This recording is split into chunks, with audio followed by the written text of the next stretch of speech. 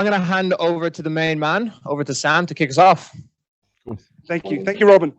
Hey guys, so good to have everyone kind of in this hybrid event of in person and online. So thank you very much for those joining in both forums.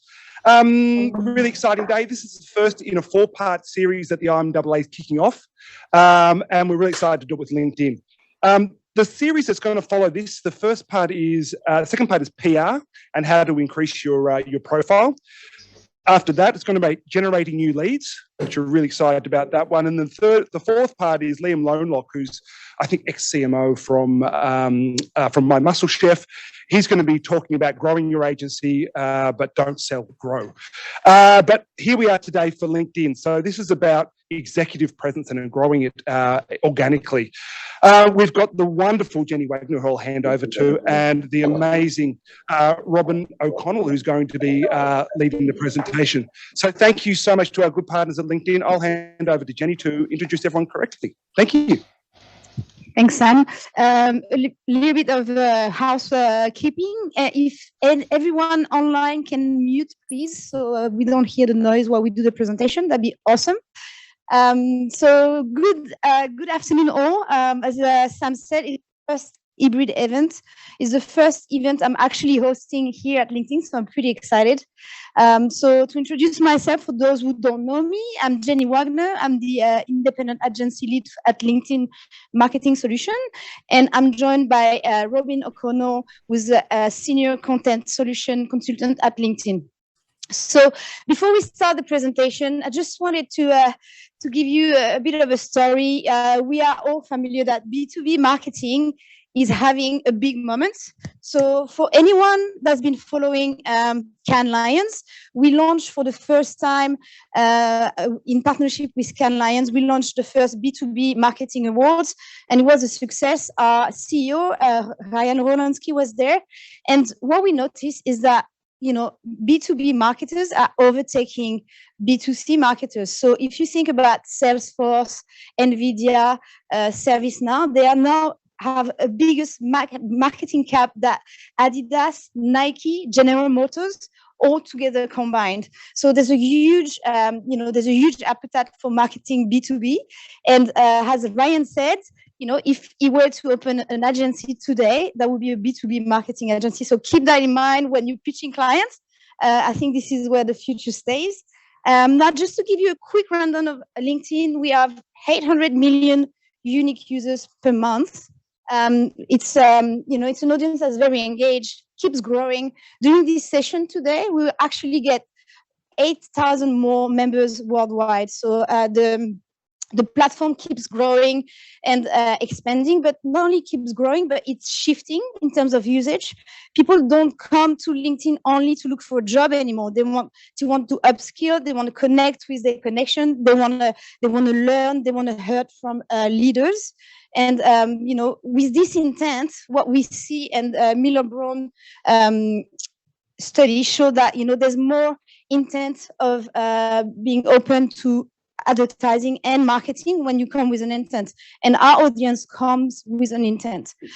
So with this being said, LinkedIn Marketing Solution is a powerful tool. It's a powerful tool for your clients' brands. It's a powerful tool for your brands as an agency, but it's also a powerful tool for you for your personal brand. And that's what we want to talk about today: how you can build an executive presence on LinkedIn, and to attract more talent, to attract more clients, and also build your future as a person. So I'm going to hand over to Robin now to do the presentation. Thank you. Thanks, guys, and thank you very much, Jenny. So great to meet everyone today. My name is Robin O'Connell. I've spoken to a few of you guys before about SMB research, like a year ago, 2 years ago. It was a while. I've lost all sense of time. I'm sure I'm not the only one. But today we're going to be focusing on how to build executive presence on LinkedIn. So a hybrid session today, kind of a new world session. We got about 20 to 30 people in the room. We got more people online. So a few nuances to cover. If you're in the room, I can generally tell how the presentation is going and what you think of the content by smiles or frowns or whatever it is. If you're online, it's a bit harder to tell. So what I want you guys to do, if possible, is to turn your cameras on so we can see you. We'd love to see you guys and see how you're going. And also use the reaction button at the bottom of your screen. Right? There's a little reaction button there where you can choose an emoji to express how you're feeling. Use it now if you can. How are you feeling about the presentation? Give us a happy face, a sad face, a scared face, whatever it might be. Use that react button. Would love to hear from you guys. Welcome, everyone. Come on in. Join us. Join the hybrid session. Cool. So the other thing that I would love to do is for you guys online to use the chat as much as possible. We're going to have time for questions at the end for the people in the room and for the people in the chat. But if you guys online want to contribute, if I'm stepping out of shot, if I'm not using the microphone and you can't hear me, if you can't understand the Irish accent and you need me to slow down, that's fine. Just let us know in the chat. Jenny is monitoring and she's going to be your voice in the room. And I think that's pretty much it for our hybrid session. So using LinkedIn. Right, using LinkedIn to build executive presence. Maybe a quick exercise to start off. If you guys can show me your hands, all your hands online and in person, show me your fingers. I would love to see from 0 to 10, 0 to 10, how confident are you right now using LinkedIn and building executive presence? 0 being, I don't have a LinkedIn profile. 10 being, I'm pretty good at LinkedIn. Let me see. What do you got on your fingers? Show us on, well, show us those fingers. In the room, we're doing pretty good. Sammy, very confident. I love it. Got a lot of 5s, a lot of 6s, a lot of 5s. It's all 5s and 6s. Yeah, all 5s and 6s pretty much online. I see a few 5s and 6s as well. Cool. So we're about halfway there, right? So the objective of today's session is to get us from a 5 and a 6 up to Sam's level, right? Up to the 8s and the 9s and the 10s, and to feel a bit more comfortable talking about executive presence, talking about building your brand on LinkedIn. And the way that we're going to do that is over a few different parts, right? So part 1 is why. Why are we doing this? Why does leadership on LinkedIn or leadership anywhere matter? What is the leadership context? Part 2 is the profile, the LinkedIn profile. That's the home, right? That's the home of your executive presence. It's the home of your professional brand. It's the bedrock for everything else. If you don't have a profile, you're not going to be a leader on LinkedIn. So it's pretty important. We'll cover that and we'll cover it quickly. We'll go into the publishing, how to publish content. It's not just about adding images to the newsfeed anymore. There's a lot of different ways and a lot of new features we can use. I'll show you them. You guys can check them out. The content, what do we actually speak about? When we're on LinkedIn, what should we speak about? What goes viral, right? What does really, really well? And what should you be thinking about? And then we'll go into key takeaways and next steps and wrap it all up. That's the plan. Sound good? Yeah. Sound good? Lots of nods. Okay, that's good. Well, let's start with the leadership context, right? It's starting with the why. Why it's important to establish yourself as a leader and to have a strong executive brand and executive presence. And really can be broken down into 5 key categories, all got to do with your brand, your company, and your marketing. And you see them on screen now. So the first is brand and reputation. Helping shape the reputation of your company as a company whose leadership and whose employees understand the dynamics of the market, understand how it works, right? There is a brand element there. There's market consideration. If you can make your leaders appear as people who, again, are thought leaders, are leading in the industry, it's going to drive consideration. It's going to drive engagement. Demand generation. I've worked with a lot of executives on building out these LinkedIn profiles. And what we find is they actually get a lot of proactive outreach on the platform from people who want to work with the company or want to work with the individual. So demand generation as well. Talent attraction is really important right now, right? Having the right people is key to your success as a business. But arguably, it's never been this hard to hire before, right? It's really difficult to get the right people in. If you can show your culture and your attitude in action, if you can show how your leadership show up and what they're like to work with, if you can show that on LinkedIn, it can really help with talented and right people in. A lot of candidate priorities have changed over the past few years, and candidates seen leaders, as inspirational people, leaders in their industry, and who can drive change at their company. That is really, really powerful. And then finally, employee engagement, often overlooked, but if you can recognize your people and build communities of employees on LinkedIn, It's a great way of engaging those employees. So there's a lot of benefits that we see coming out of this, but there's a few other nuances to executive presence on LinkedIn. The first being what Edelman have identified, right, in their yearly trust barometer.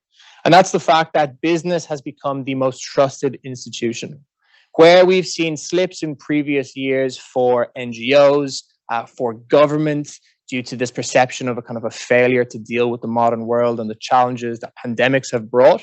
We actually see business gain points in terms of trust. And so what that means is that people see businesses as a trusted source of information. And by proxy, they see business leaders as people who can be trusted and who shares content that can be trusted. So people trust leaders in business, and that's growing.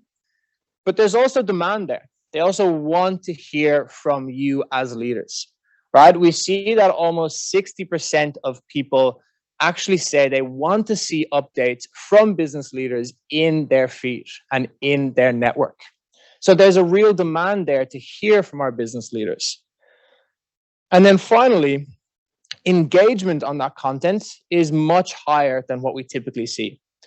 Content that employees share generates twice as much click-through rate as the same content from a company, right? A really interesting stat that shows that if we can get our employees and our leaders and ourselves sharing our company's content and talking about our brands, it's going to generate better return. It's going to generate more engagement.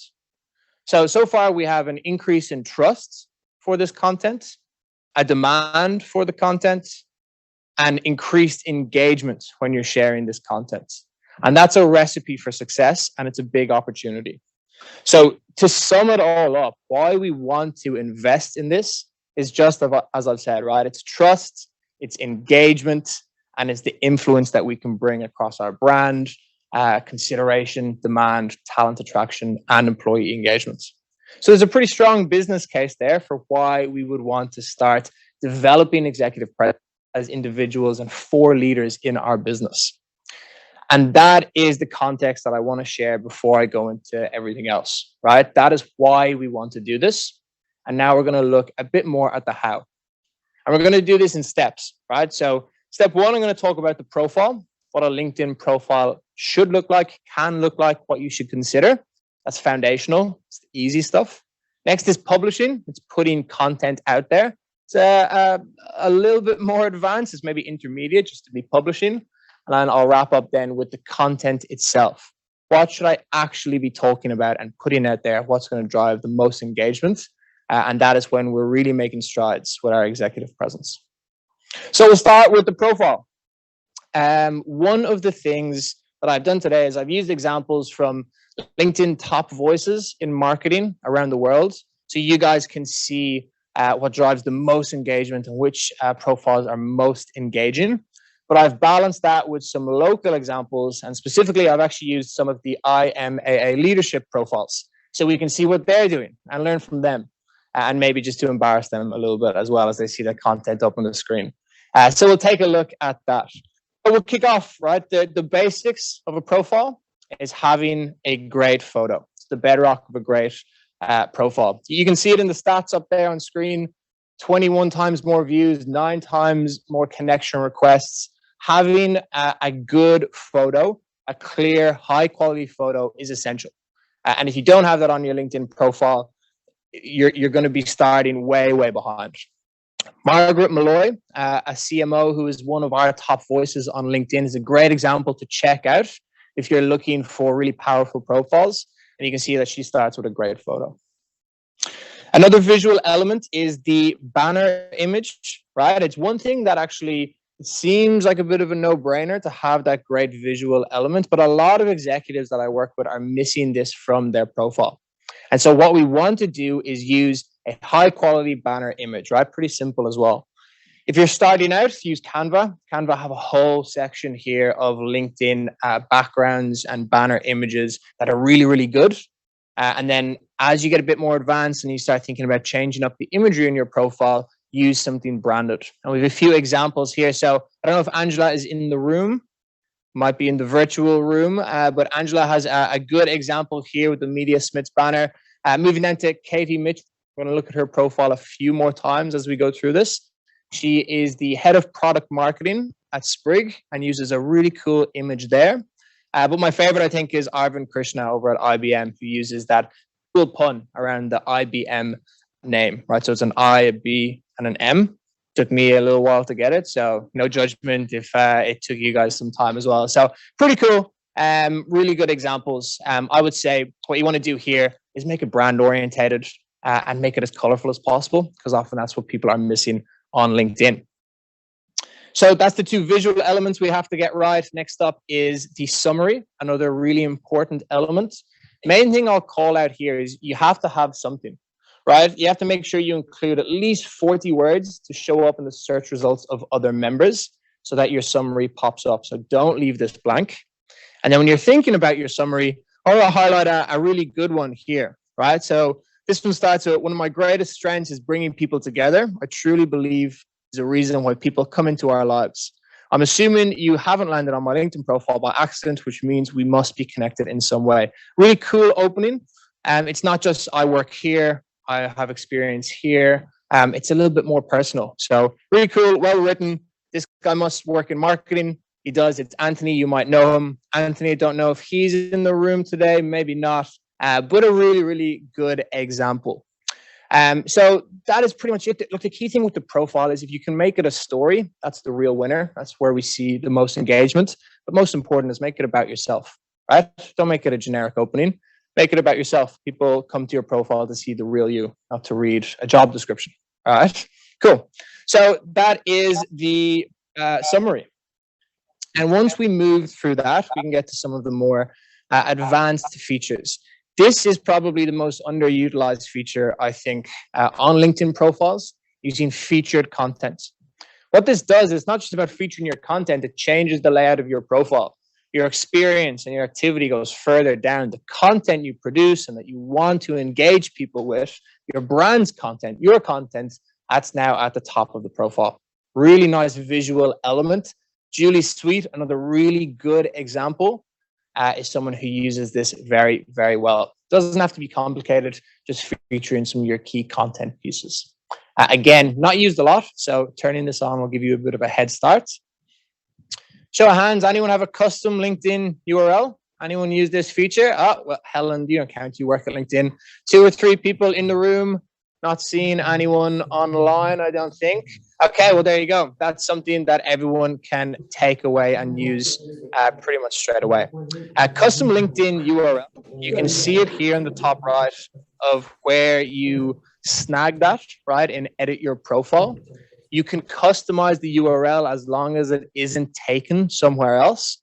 And then it's great for business cards, for email signatures. It's much easier to find you when you're searching on LinkedIn. So it's a good one. It's a good one to snag when possible. And the final piece of the profile, and what I would argue is most important, is turning on creator mode. Creator mode is important for a few different reasons.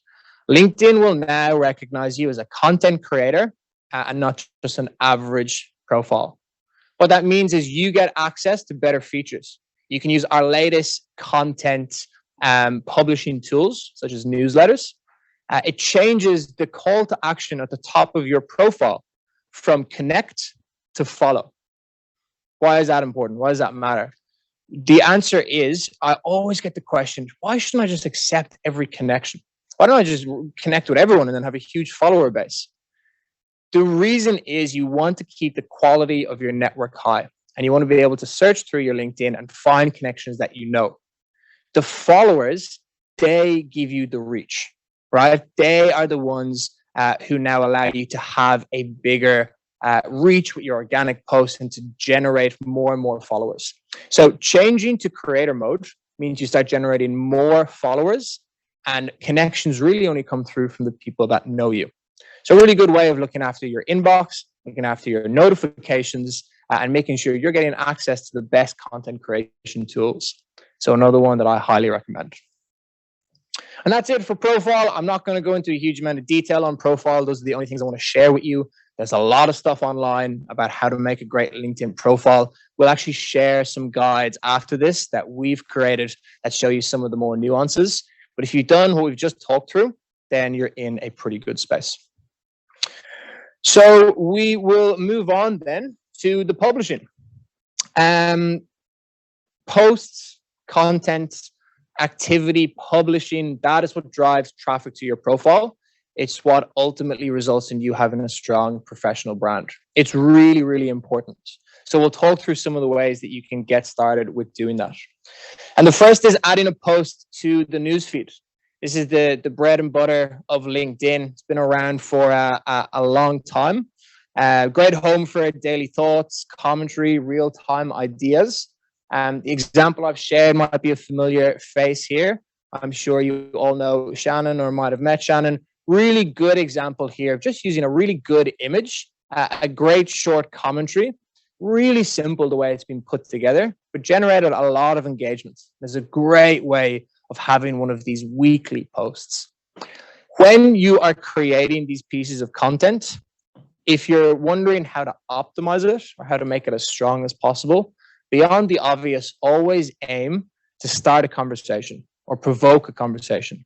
Ask questions, provoke some kind of a question, tag people in there. The reason being, a little bit of a secret insight is that the LinkedIn algorithm loves comments, loves when people are talking to each other on a post. So if you want to increase your reach, get a discussion going, reply to the comments. Really important. I touched on a weekly post there. You guys might be wondering, how often should you post on LinkedIn? I'll get into this in a little bit more detail later. But what we have found is that the minimum is once a week, right? The minimum should be once a week to get you started and a pretty consistent presence. Optimally, like what I aim for in my balance of, trying to be consistent, but also not having a huge amount of time, I go for twice a week to try and keep consistent. I'm not very good at holding myself to that. I want to get better, but 2 per week is really good. And then optimally, if you are really buying into this and you're looking for the best way to push content to build your brand, 4 to 5 times a week is optimal for the algorithm from your profile. We'll get into that a bit more in detail, although to be honest, I think I've given you all the main tips there, but we'll cover it again. When you go to post on LinkedIn, when you go to write a post, there's a few new buttons there that you can click, right? There's a few new options for how you share content. And I want to go into a few of those with you. The first is adding a document. This is a relatively new feature. The example that I want to share with you is what Eddie here at verygoodcopy.com has done. Eddie is obviously very good at copy, so he's done this pretty well. The advantage here of this format is you're able to tell a little bit more of a story, right? You can upload a PDF that you've created. It's kind of like a carousel, but it's really, really immersive. It's a really good way of bringing people through the content, getting your point across.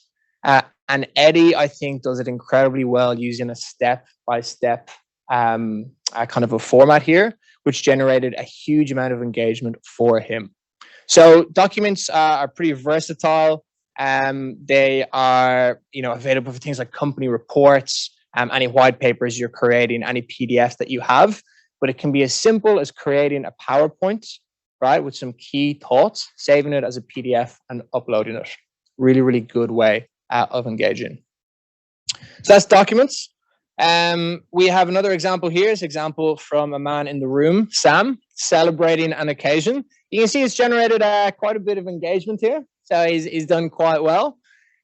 Look, one of the things that I hear a lot is, it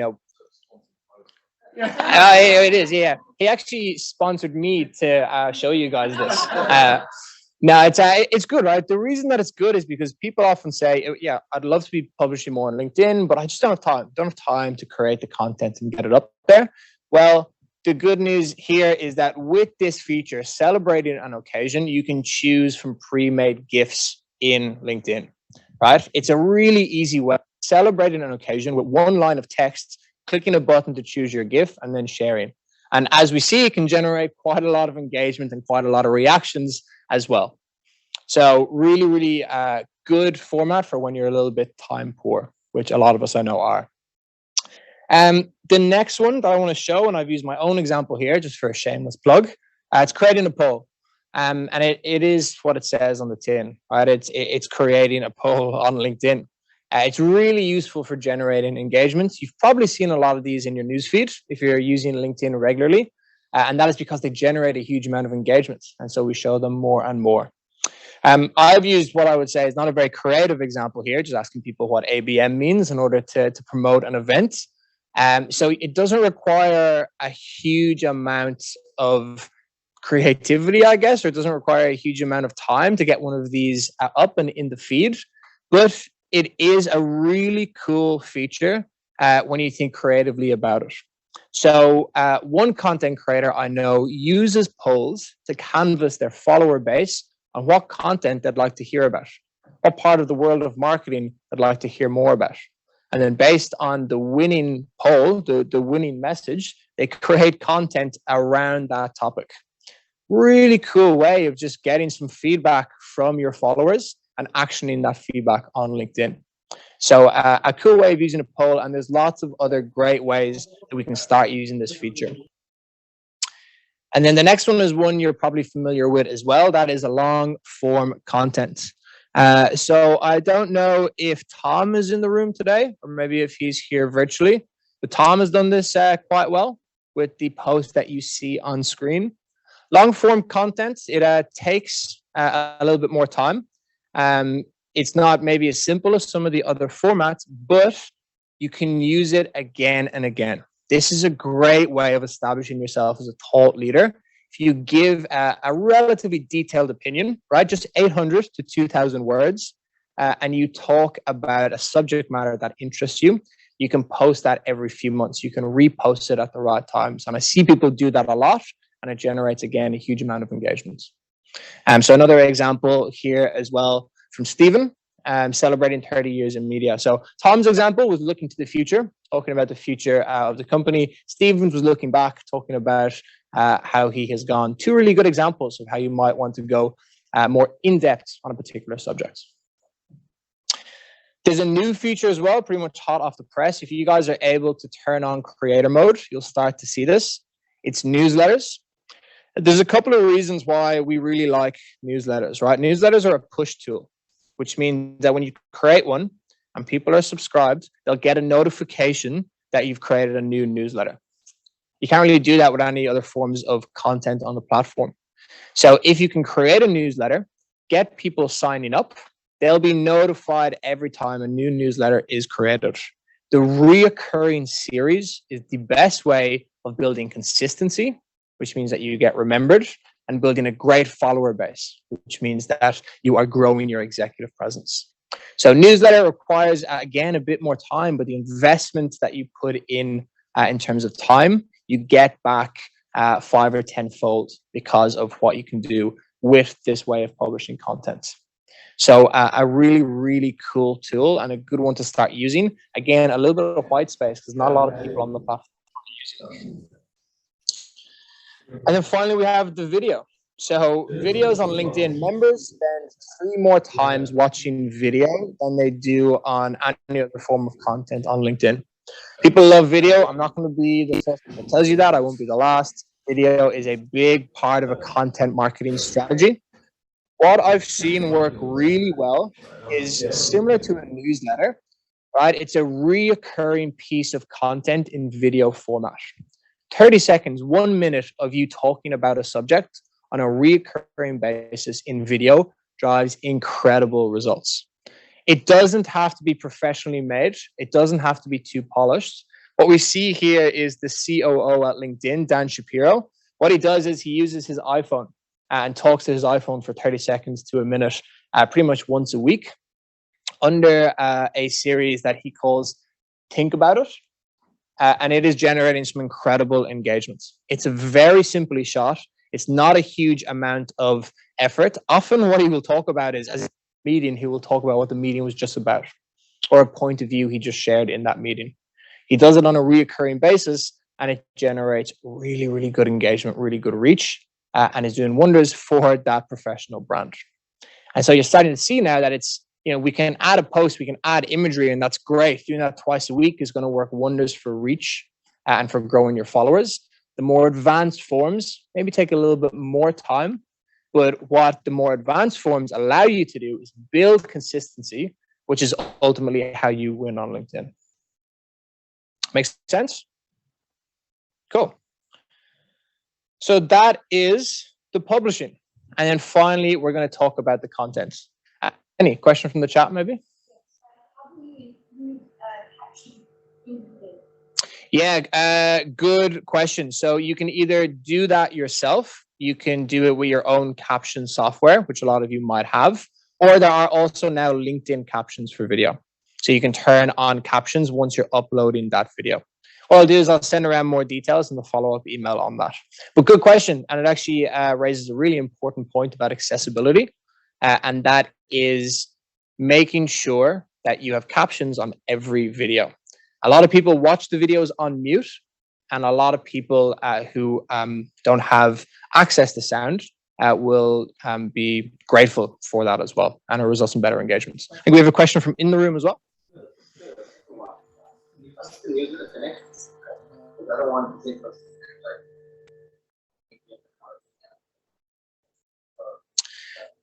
Not that I know of. It's a pretty new feature, and it's only for, well, it's for profile and company page. So it's something that isn't built in right now because it's just been launched. It's something I can check with the product team who look after newsletters, see if that's on the roadmap or the horizon. And again, that's something I can include in the follow-up. Good question. Cool. All right, I'm going to move on then to the last section. And if you guys do have questions, we will have time at the end as well. And I love a good question. We might even have a prize for the best question, which I haven't cleared with Jenny, and she's kind of staring at me wondering, but we'll figure out some kind of a prize because we do love questions. So let's think about the content. And with the content, I want to share a piece of analysis that was done by the amazing insights team here at LinkedIn. What they found when we started thinking about what kind of personal brand or executive content works really well, what they found is that generally, if you look at content across LinkedIn, you can roughly categorize content into 6 main buckets, right, that you see on the screen now. Sharing of info and ideas, experiences, marketing and selling, job, thanks and congrats, motivational. And about 40% of all the content on LinkedIn fits into bucket number 1 here, which is info and ideas, right? But the question I have for you guys is, what one of these 6 do you think drives the most viral actions? Which one drives the most engagement out of these 6? What do you think? Shout it out. Experiences? Anyone else? Anyone in the chat? Jenny, feel free to shout them out as well. Motivational? Yeah. Anyone else have any other ideas? Experiences, motivational? Jobs? That's what I would have thought as well, it being LinkedIn. What we found actually is that motivation is correct. Motivation and thanks and congrats are some of the least shared content types on LinkedIn, but they drive by far the most viral actions and engagements. So again, what this tells us is that there's a little bit of white space here. This is something we can focus in on. It's not shared a lot, but it drives way above average engagements. And so that's what we want to think about when we think about the content that we want to share, whether it's in a video, whether it's in a newsletter, a long form article, a simple post. What we talk about, if we can make it in these 2 buckets, it's going to drive above average engagements. And for me, it all comes back to a quote from John Thiel, who was one of the original LinkedIn influencers. And what he said was the fact that what surprised me the most about publishing on LinkedIn is that me being me is more popular than me being the head of Merrill Lynch. Me being me, right? It's not just about being a mouthpiece for the brand. It's about having your own personal perspective, your own story, right? Every great brand has an origin story. What's yours? How are you sharing that? How are you bringing yourself to the platform? That's really, really important. And that's where we see a lot of success. So an example here from Katie Mitchell, who we brought up earlier, talks about her experience in terms of being a working mom and how her perceptions have changed over time, right? It's not a simple thing to talk about. It's not just kind of a generic share. It's a personal perspective, and there's a story there in terms of how her opinions and perspectives have changed. And that's what drives way above average engagement rate. That's more than 70,000 likes, almost 2,000 comments for those people online. And that is from a relatively small profile in terms of not having a huge follower base. And Katie, being very smart as a head of brand and product marketing, reshares this pretty much every year to generate more engagements. So it's the personal perspective, and it's her own personal story that is driving real success here with content. And then even as a leader, like as a C-level executive or as a CEO, it doesn't have to be intensely personal. It can just be talking about yourself in the context of your company.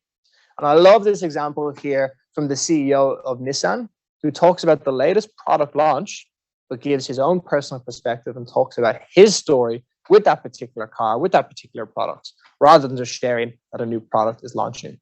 And that, again, is what drives engagement and what gets the audience excited. Even if it's just something as simple as resharing a post, you can still add the personal flavor. You can still add your own authentic self to the post. And the example that we see here is from Julie Sweet. Again, that's someone we've showed earlier, the CEO of Accenture. She's resharing one of the Accenture company posts. But what she is doing is she is talking about her own personal experience with disability inclusion and how that has shown up in her career. And it's just a few lines, but it's that personal perspective on top of that company content that again drives the results. And so that's a real theme that we're seeing. If we can bring ourselves to the content, whether it be in a long form piece, whether it be in a reshare or a comment, that is ultimately what we want to do. So a great way of making sure our content is resonating. Another way, if we think about the thanks and congrats section there, the thanks and congrats, the fact that that drives a lot of viral actions, is appreciating your colleagues, celebrating milestones. We see that, again, this is a great performing content piece. The example that we have here is from Tom. I've actually noticed that Tom does this regularly on his profile. He celebrates employees. He talks about the people that he works with. He shares the content. He comments on the content. And it's a great way, again, of making sure you're having above average impact for the time that you're spending on this content. So another really, really good example. And then one of the things that you've seen kind of underlie what I'm talking about here, whether it's your own authentic self, whether it's celebrating other people, what I keep talking about is the fact that it's not just when it's long form content or video content. One of the, I wouldn't say the most powerful, but a really powerful tool on LinkedIn is adding to discussion, commenting, creating that dialogue. If you're starting out and you're thinking about trying to post once a week or post twice a week, think about adding those additional touch points of comments. Be additive to a discussion, and you will see good profile views and good reach from that as well. And I like this example again from Katie Mitchell because it just goes to show that memes do have a place on LinkedIn. And we actually see a lot of engagement from these funny cartoons, memes, little stories about work life. I've done one or two myself. I thought it would be a bit much to share 2 pieces of my own content in this presentation, so I'm not going to share it. But these kind of memes work really, really well. People are people, right? We don't talk to businesses on LinkedIn. We talk to the people that make up businesses. You talk to people, and so if you're able to make the right connection, make them laugh at their desk or on their phone on the way to work, you're on for a winner. I'm not going to spend too long on frequency of posting. We've covered this. This is, again, the very smart LinkedIn Insights team have looked at this data, and I've looked at the weekly creation stats. What we find is that there's no point creating more than 1 piece of content per day. Some people think that it might make sense to just put as much content out there as possible to drive engagement. We actually see drop-offs if you're flooding the newsfeed. So what I would say is the most I would ever post is once a day. The minimum I would want to post is once a week. The sweet spot, 4 or 5 times a week. Cool. And I want to finish off then, just before we get into questions. on some of my favorite pieces of executive content, just to get a bit of inspiration, to get the wheels turning, and to think about what we might want to share or what looks really, really good on the platform. If you've seen this Air New Zealand post of the CEO, serving on one of the flights. Yeah, I got to see a few hands here, none online. But yeah, it's a post that went viral on the platform during the pandemic.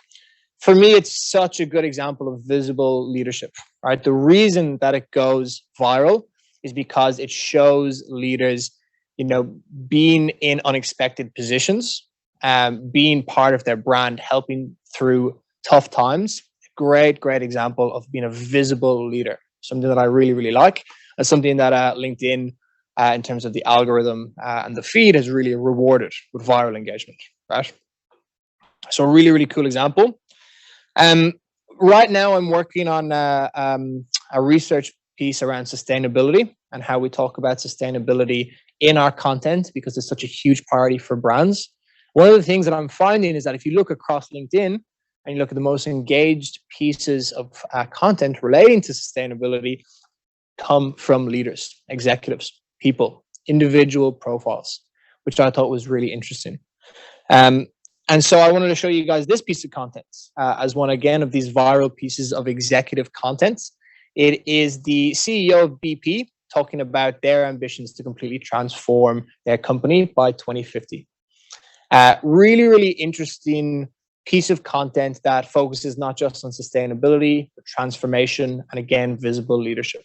So if you are looking for a kind of a visionary style company leader who talks about company vision and future, look no further than Bernard Looney. He does an incredible job of posting that content, and there's plenty more that you can see on his profile.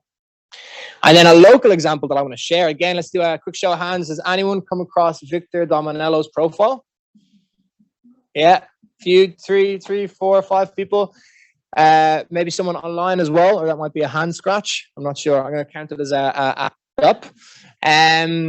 What we have seen with Victor's profile is that he drives engagements that we rarely see on LinkedIn. Probably because some of the big CEOs around the world, and the fact that they should have global reach and a global audience, they don't drive the same numbers as Victor does. As an MP and a minister in New South Wales. And the reason is his content is really, really good. It's his personal perspective on why things need to change. And it's his personal perspective, not only why things need to change, but how he's going to help change them as minister or a minister in New South Wales digital government. It is incredible. It is really personal. He talks about his own experiences. He talks about other people's experiences that he's come across. And he talks about ways that he and the government can drive change. And his face shows up a lot, right? We see him a lot in the content, which again drives that engagement. And there's always good discussion in those comments. So if you're looking for a local example, again, look no further than Victor's profile. So those are the examples I wanted to finish up on. There's one more thing I want to talk about before I hand over for questions, and we break for lunch and drinks here, and maybe lunch and drinks virtually as well. What we will talk about is a little bit of a framework, right? So I do appreciate, and I think it's important to remember that it's not about switching from, a relatively limited LinkedIn presence or maybe a post every now and again to suddenly switching to try and be in that thought leadership position. It is a journey, right? And it's all about that journey. And I wanted to give you guys a little bit of a map in terms of the stages of that journey, right? So if we think about crawling before we walk, before we run, we have done a crawl, walk, and run framework. So crawl gives you the basics, right? It's having the banner on your profile. It's rethinking your about me to be a bit more personal. It's liking, commenting on posts. And it's thinking about posting at least once a week. That's the basics, really, of executive leadership or executive engagement on the platform. Walk then is when you start to get a bit more consistency. It's joining groups, turning on creator modes, posting twice a week, sharing different formats. That's when you're starting to develop a bit more consistency and show up more in people's feeds. And then you're on the road to mastery when you're running and you're leading in thought and provoking dialogue. So not just using a profile picture, but using a profile video, which you can record. Pinning content to your featured section, updating your profile imagery as often as you can, and then posting 4 times a week, having the reoccurring content, newsletter or video. That's when we're going to see a lot of success. And that brings us to the end of the presentation. So we still have time for some questions, which I'd love to take. Anyone in the room want to stick their hands up, or Jenny, if we have any from the chat as well? Yeah. So is it more effective for employees to comment on a post or share the post with comments? It's more important to, or it's more impactful to share. Yeah, a share with a few lines of text will generate more visibility than just a comment. But doing both won't hurt. I see it from the chat. Cool. Anyone in the room? Yes. Yeah.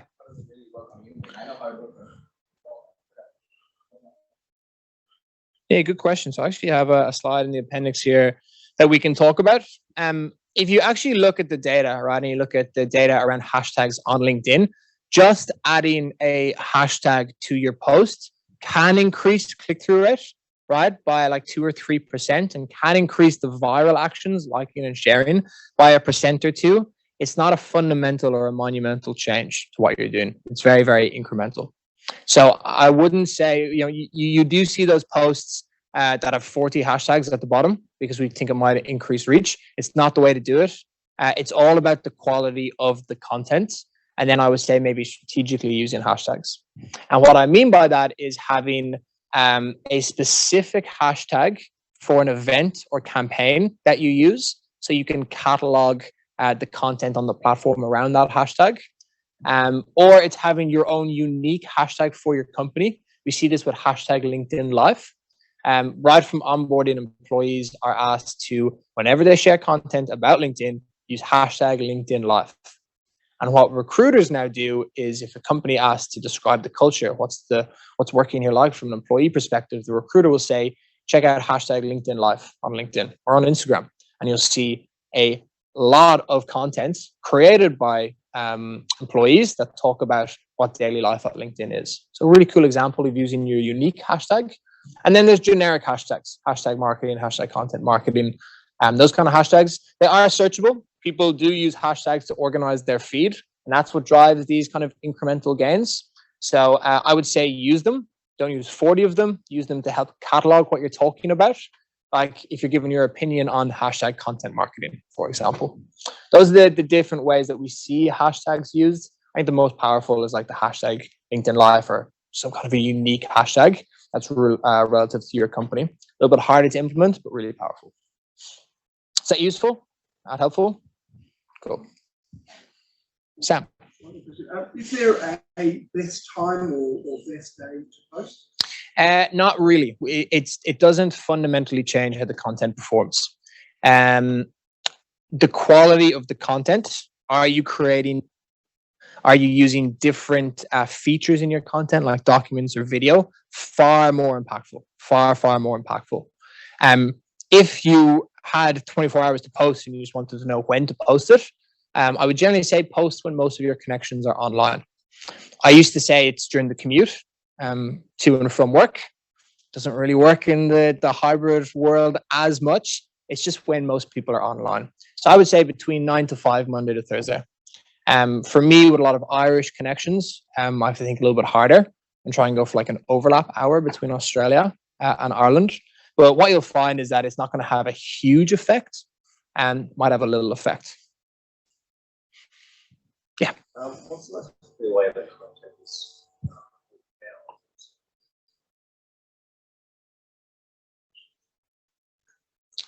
Yeah. So, of course. Yeah. Sorry. Do you mind if you repeat the question for the people online? Try and remember it.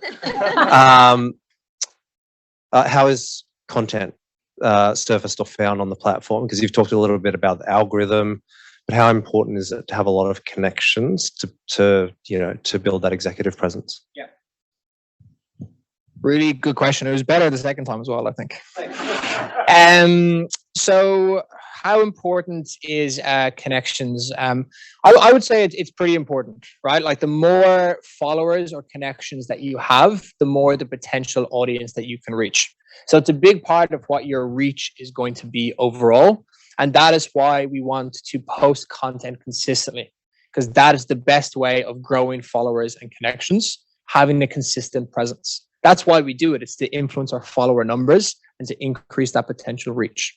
So it's pretty important, but content can outweigh that, right? So I showed you an example from the head of brand and product marketing at Sprig, who talked about her perspective on what it was like being a working mom.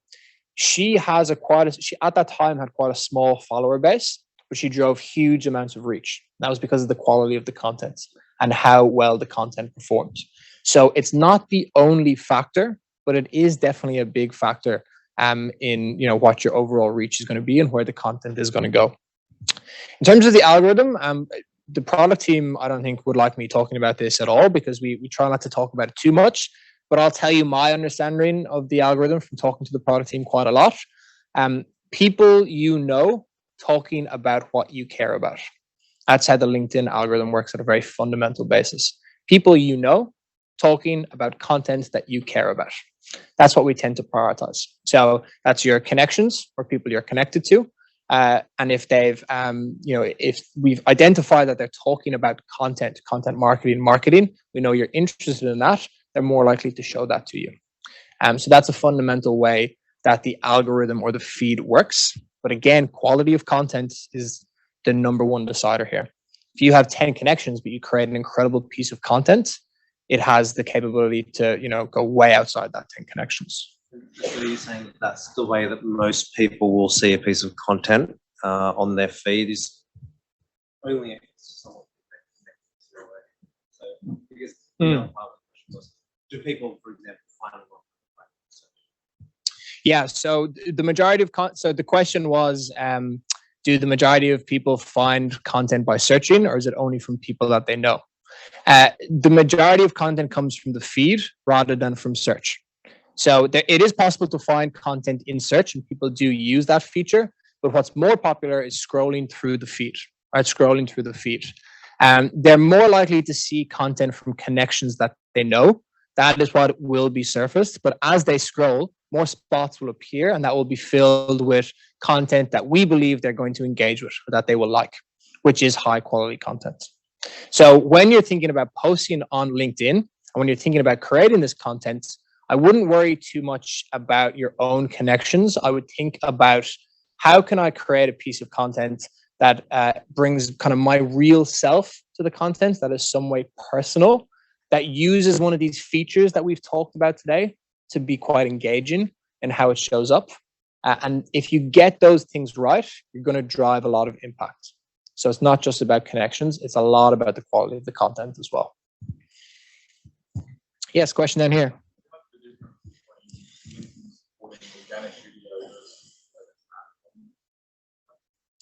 So the question is there any difference in videos or LinkedIn supporting video organically versus like paid video? Yes. So the question is, you can add the video from LinkedIn itself, or you can add the link into content elsewhere. The algorithm or the feed, the way that LinkedIn works, it's going to prefer the LinkedIn added video, the native video that is put on the platform. Slightly different. One, going to get posted out of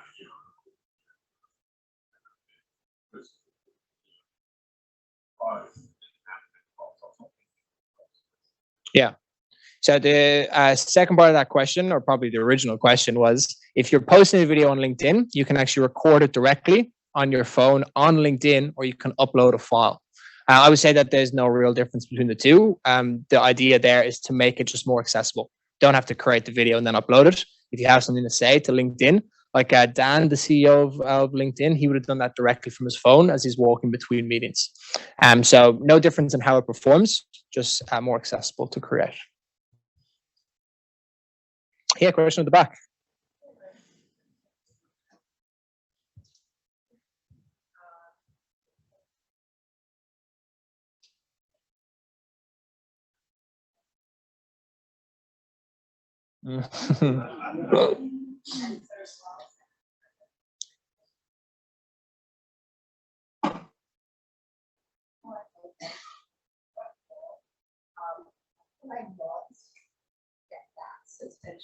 Yeah, good question. So the question there is, one thing that might hold us back from creating content and putting it on LinkedIn is that we might see our inboxes flooded with recruiter emails, because we get a lot of those already. It's a funny time in the world. There's not a lot of talent to go around, and everyone is in very high demand. And so you probably all are experiencing a lot of recruiter outreach right now.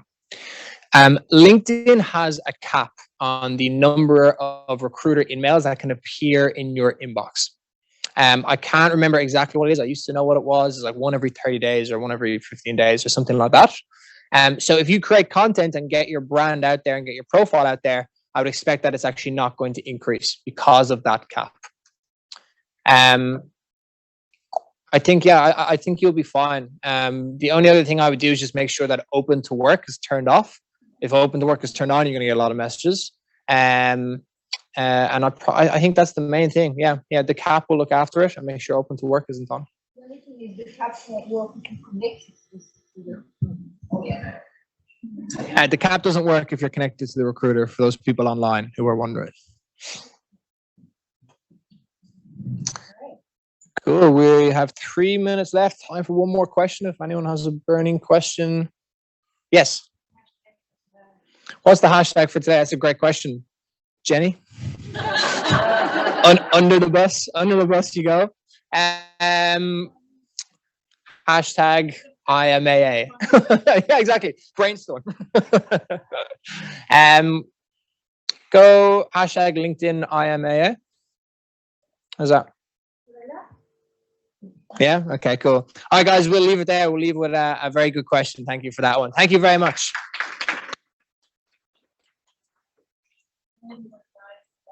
Did anyone win a prize for best question? God damn it, Alan.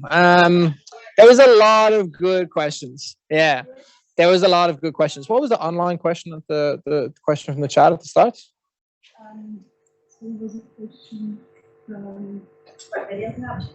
About video captions. I'm going to give it to the video captions question because it is difficult to engage when you're online, when people are in a room. So thank you for asking the question.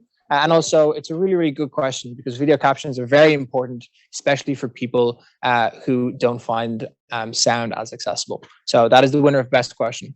And we'll determine a prize. Yeah. You have one? Yeah. Well, I'll get in touch with Terry Martin or Martin. I don't know how you say your last name, but yeah, get in touch. All right.